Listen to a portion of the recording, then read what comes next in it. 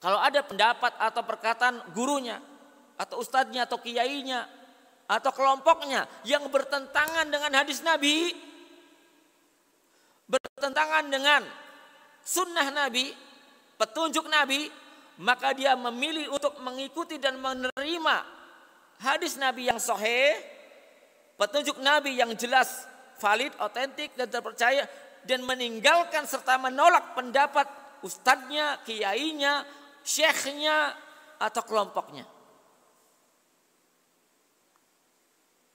Karena hadis Nabi wahyu dari Allah. Perkataan dan pendapat orang lain yang bukan Nabi bisa diterima dan bisa ditolak, bisa diambil dan bisa dibuang. Mereka tidak maksum, tidak terjaga dari kesalahan dan kekeliruan. Makanya para ulama madhab, ulama-ulama Islam seperti Imam Abu Hanifah, Imam Malik, Imam Syafi'i, Imam Ahmad, bagaimana sikap mereka ketika mendapatkan dan mendengar sebuah hadis yang sahih dari Nabi, ternyata bertentangan dengan keyakinannya, bertentangan dengan ritual-ritual yang selama ini dia kerjakan dengan umumnya mayoritas masyarakat dalam beribadah kepada Allah. Ternyata kok tidak ada tuntunannya, tidak ada dalilnya. Bagaimana sikap mereka?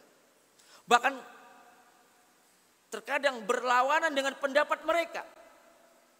Bagaimana sikap mereka? Kata Imam Abu Hanifah, idza sahal haditsu fa huwa madhhabi. Apabila telah nyata hadis Nabi itu sahih,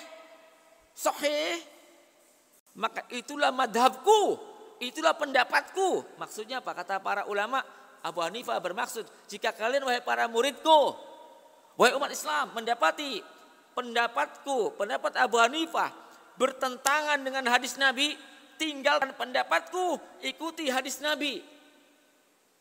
Karena aku mengikuti hadis Nabi.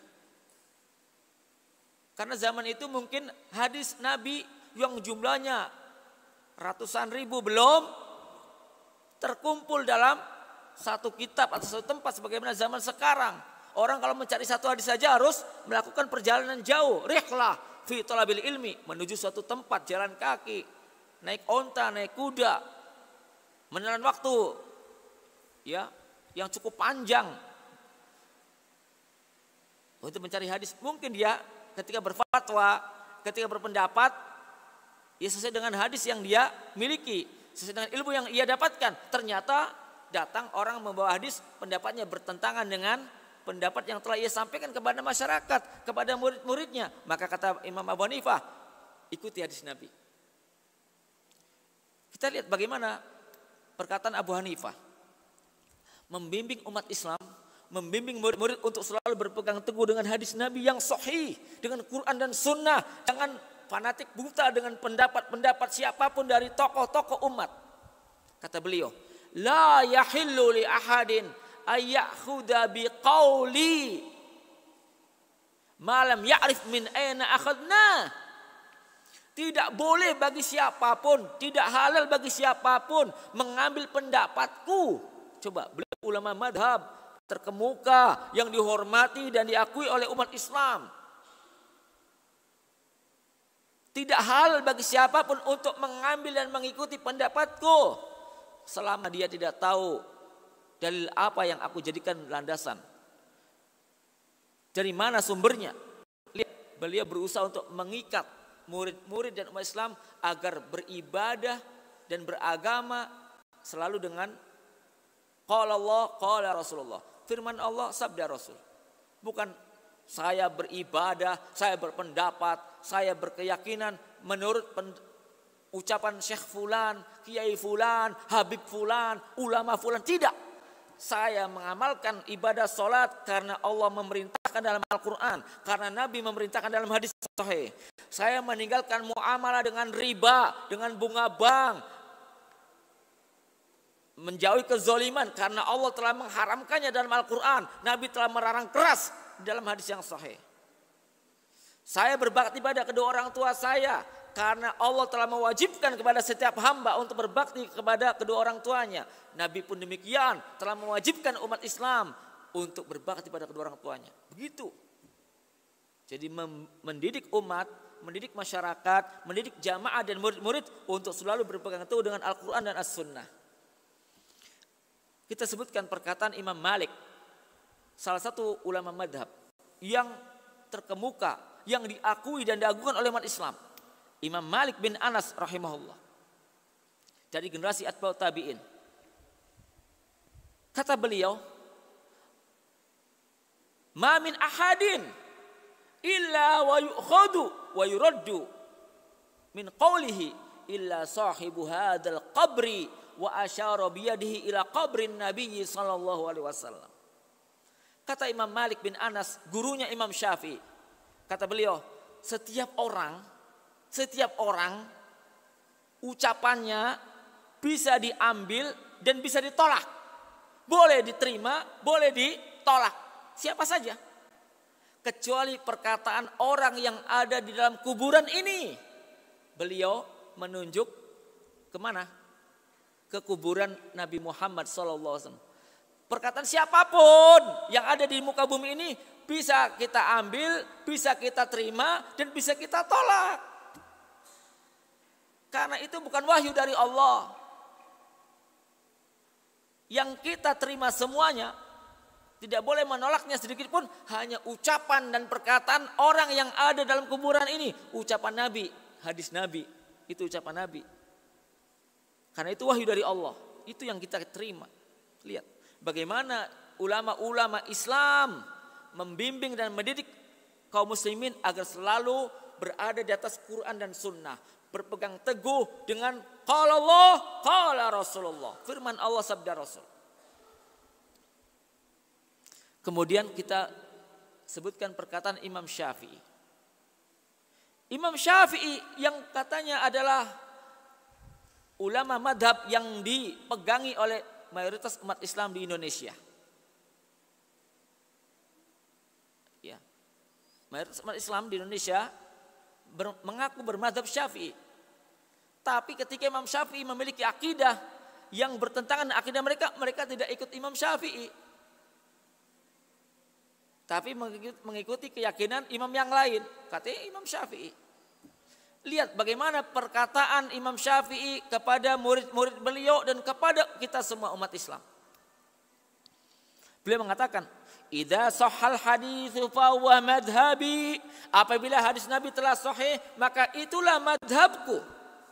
Itu madhabku yang aku anut, yang aku ikuti, yang aku yakini. Dalam riwayat yang lain Imam Syafi'i pernah mengatakan, idza rawaitu hadisan sahihan anin nabiyyi sallallahu alaihi wasallam falam akhud bihi fa'lam anna aqli qad dhahaba. Kata Imam Syafi'i rahimahullah, apabila aku meriwayatkan sebuah hadis, apabila aku meriwayatkan sebuah hadis dari Nabi, hadis yang sahih, namun aku tidak mengikutinya, namun aku tidak mengamalkannya, padahal aku meriwayatkan, menyampaikan, ya, maka ketahuilah pada saat itu akalku telah hilang. Lihat, beliau menuduh dirinya telah gila. Beliau mengabarkan kepada murid-muridnya, kepada kaum muslimin semuanya, kalau aku menyampaikan hadis sahih dari Nabi kepada kalian, tapi aku tidak mengamalkannya, aku tidak mengikutinya, tapi justru aku beramal sesuai dengan selera saya, sesuai dengan hawa nafsunya, mengikuti pendapat yang lain yang bukan dari Nabi.